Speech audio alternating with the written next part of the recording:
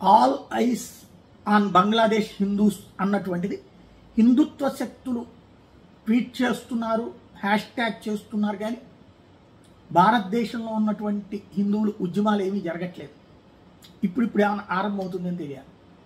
Cinema సెలబ్రిటీలు ఎవరు నోటి మీద పట్ల మొన్న మధ్యన ఆల్ ఐస్ ఆన్ గాజా అన్నటువంటి దాంట్లో వీళ్ళందరూ క్యాంపెయిన్లో పార్టిసిపేట్ చేసిన వాళ్ళు మన దేశానికి సంబంధించిన హిందువులు, మన మూలాలు ఉన్నటువంటి వాళ్ళు బంగ్లాదేశ్లో అలాగా ఇరుక్కుపోయి ప్రాణాలు కోల్పోతుంటే ఎవరు స్పందించకపోతే తొలిసారి ఒక సెలబ్రిటీ, ఒక సినిమా యాక్టర్ ప్రీతి జంట స్పందించింది.